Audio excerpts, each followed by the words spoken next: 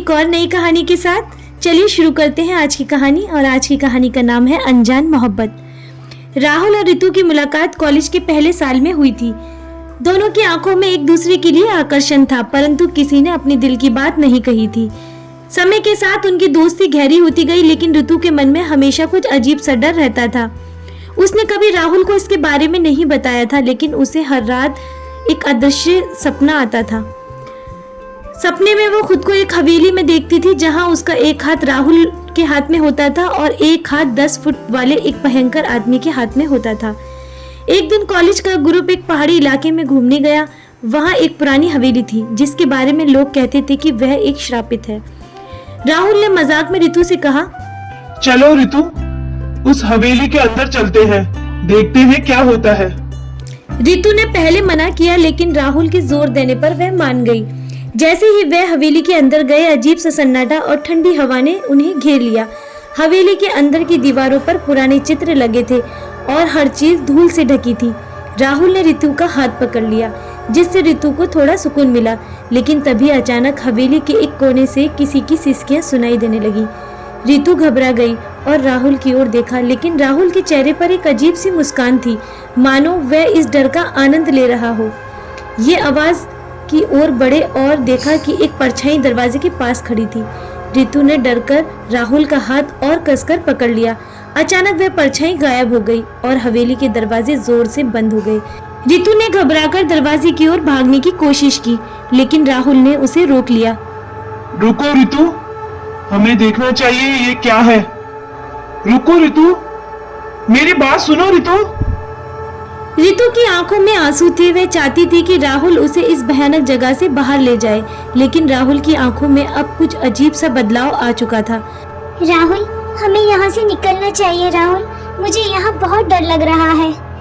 Please Rahul, Ritu ने धीरे से कहा, लेकिन राहुल ने उसकी बात अनसुनी कर दी।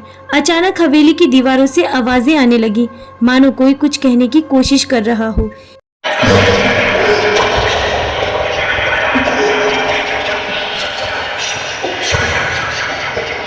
रितु का दिल जोर जोर से धड़कने लगा और तभी उसने महसूस किया कि राहुल अब वही राहुल नहीं था जिसे वह जानती थी। उसकी आंखों में एक अजीब सी चमक थी, मानो उसके भीतर कुछ और हो। रितु, तुम मुझे छोड़कर नहीं जा सकती।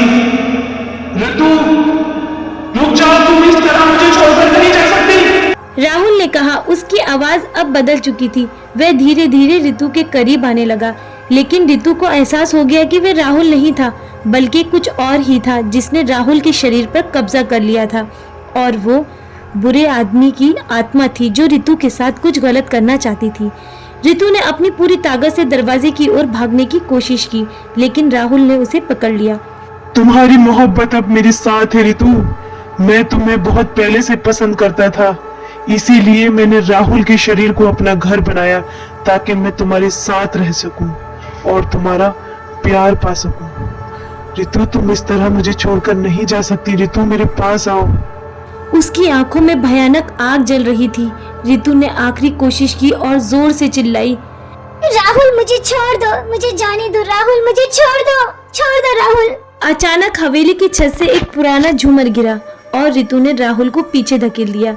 रितु ने उस मौके का फायदा उठाया और दरवाजे की तरफ दौड़ पड़ी। दरवाजा अचानक खुल गया और वह बाहर निकल गई। बाहर की हवा में सांस लेते हुए रितु ने पीछे मुड़कर देखा। हवेली अब शांत थी और राहुल कहीं दिखाई नहीं दे रहा था। रितु जब हवेली से बाहर आई तो उसका दिल भारी था। उसे यकीन हो गया था कि राहुल अब वापस नहीं आएगा, लेकिन उसके अंदर कहीं न कहीं एक उम्मीद की किरण थी।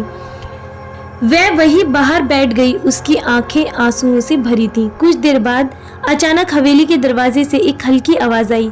रितु ने चौंक कर उस तरफ देखा और उसके दिल की धड़कनें तेज हो गईं। दरवाजा धीरे धीरे खुला और अंदर से कोई बाहर की ओर आ रहा था। रितु की आंखों में आश्चर्य और डर का मिश्रण था। रितु, रितु कहाँ हो तुम? रितु, रितु। एक जानी पहचानी आवाज आई। रितु ने जैसे ही उस आवाज को पहचाना, वह दौड़कर हवेली के दरवाजे की ओर भागी और वहां खड़ा था राहुल, हाफता हुआ लेकिन जिंदा। उसकी आंखों में वही पुरानी चमक थी जो रितु ने कभी देखी थी। राहुल, तुम ठीक तो हो? राहुल, तुम्हें क्या हो गया था? राहुल, तुम्हें क्या हो गया था? राहुल, अब तुम ठीक तो हो ना? रितु ने दौड़कर उसे गले लगा लिया। उसके आंसू अब खुशी के थे। राहुल ने गहरी सांस लेते हुए कहा, हाँ रितु, मैं ठीक हूँ। मुझे नहीं पता था कि क्या हो रहा था, लेकिन जैसे ही झूमर गिरा, उस अजीब शक्ति का असर मुझ पर से हट गया। मैं जैसे किसी गहरी नींद से जाग गया हूँ। जब वो मेरे अंदर था तो मेरा शरीर बहुत भारी था। अब मुझे हल्का महसूस हो रहा है। ऐसा लगता है कि कोई मेरे अंदर से चला गया है। रितु ने राहुल को कसकर पकड़ लिया। मैंने सोचा था मैंने तुम्हें हमेशा के लिए खो दिया राहुल। राहुल ने उसके आंसू पोंछते हुए कहा, नहीं रितु, मैं तुम्हारे बिना कभी भी कहीं नहीं जा सकता। हमारी मोहब्बत ने मुझे बचा लिया। रितु ने राहत की सांस ली और राहुल के साथ हवेली से दूर चल पड़ी। पीछे मुड़कर उन्होंने उस पुरानी हवेली की ओर देखा, जो अब और भी शांत और खामोश हो चुकी थी। शायद अब वह हवेली भी उनकी मोहब्बत की कहानी को समझ चुकी थी और किसी और को वो अपनी ताकतों का शिकार अब कभी नहीं बनाएगी। राहुल और रितु ने एक दूसरे का हाथ पकड़ा और उस डरावने अनुभव को सीखकर अपने रिश्ते को और भी मजबूत बना लिया। अब उनके बीच न कोई डर था, न कोई रहस्य था, सिर्फ मोहब्बत और विश्वास था। इस तरह कहानी का अंत होता है। उम्मीद करती हूँ आपको ये कहानी बहुत पसंद आई होगी। कहानी को अंत तक सुनने के लिए आप सभी का बहुत बहुत धन्यवाद।